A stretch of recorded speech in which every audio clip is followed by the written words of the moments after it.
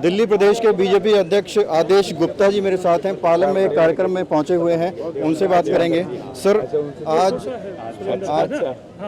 आदेश जी, आज इस कार्यक्रम में आप पहुंचे हैं, कैसे आप शुभकामनाएं देंगे नए प्रधान को और किन शब्दों में श्रद्धांजलि देंगे रामकरण सोलंकी जी को? देखिए, चौधरी रामकरण सोलंकी जी जिन्होंने 15 साल 360 का पंचायत का नेतृत्व किया और बखूबी किया, बहुत अच्छी तरह से किया, और उस दौरान उन्होंने समाज देश के लिए काम करते हुए जो मुख्य काम होता मुखिया का, पंचायत की प्रधानी करके लोगों को जोड़ना, वो जोड़ने का काम किया।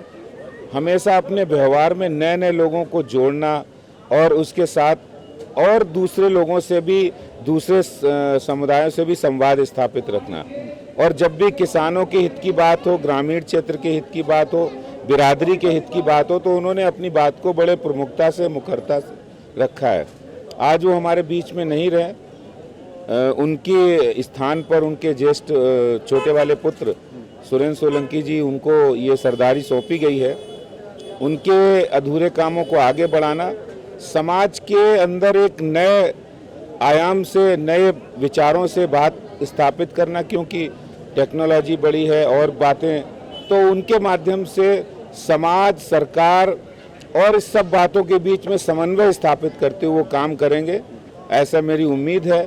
और मैं ये उम्मीद भी करता हूँ भारतीय जनता पार्टी हमेशा हम लोग संस्कृति के, देश के और समाज के साथ रहे हैं, तो उनके साथ भी अच्छा काम करेंगे। दिल्ली से संबंधित सवाल मैं करूँगा। जिस तरह से बारिश के दिनों में पोल खोल रही है बारिश दिल्ली सरकार की, सड़कों पर जल भराव है, सड़कें धंस रही हैं, किसका फेलियर मानते हैं मेन तौर पर?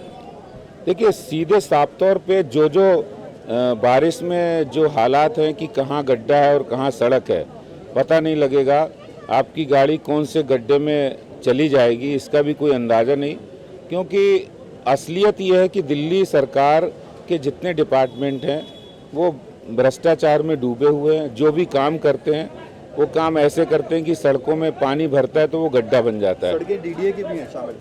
हाँ बिल्कुल, देखिए डीडीए की सड़कें, लेकिन मैं आपको एक बात हूँ, मल्टीप्लिसिटी ऑफ एजेंसीज, ये एक बहुत बड़ी। और जल बोर्ड, एक टाइम ऐसा था कि जब आरआर के काम होते जल बोर्ड नहीं करता था, जिसकी सड़क होती थी वो करता था। जब से दिल्ली में अरविंद केजरीवाल की सरकार आई, जल बोर्ड ने कहा कि हम ही करेंगे मेंटेनेंस, और उसी का कारण अभी द्वारका में एक जगह सड़क, वो जल बोर्ड का पैच था जो जल बोर्ड ने रिपेयर किया था। अभी आईआईटी के पास भी ऐसी गड्ढा हुआ है। तो ये सब दिल्ली सरकार की नाकामी है। दिल्ली सरकार के जो मुखिया है उनका ध्यान दिल्ली में कम, दूसरे राज्यों में ज़्यादा है, वो दूसरे राज्यों में दौड़ रहे हैं। लेकिन दिल्ली की जनता ने उन्हें चुनकर भेजा है, दिल्ली की जनता उनको टैक्स देती है, उसका वो कहाँ इस्तेमाल, गलत इस्तेमाल कर रहे हैं और दिल्ली का विकास रुका हुआ है। एमसीडी लंबे समय से फंडिंग क्राइसिस से भी जूझ रही है। सर, आपने घेराव कर लिया केजरीवाल के दफ्तर का, विधानसभा को घेराव कर लिया, लेकिन कुछ नतीजा नहीं मिला, आगे क्या रणनीति है? देखिए, जो दिल्ली सरकार ने एमसीडी का फंड रोका है, हमने ये बात वहाँ तक पहुँचाई है, विधानसभा तक पहुँचाई है।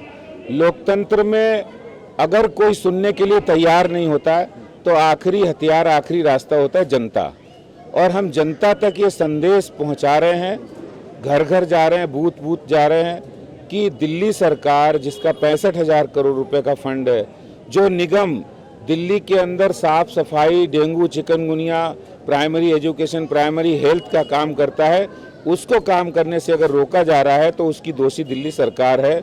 जबकि जितना रेवेन्यू आता है उसमें निगम को जो रेवेन्यू देना है वो नहीं दे रहे हैं। तो इसका भी हम पूरी जनता के बीच जा रहे हैं और जो कमियां हैं, जो भ्रष्टाचार दिल्ली सरकार ने किया, उसको उजागर कर रहे हैं।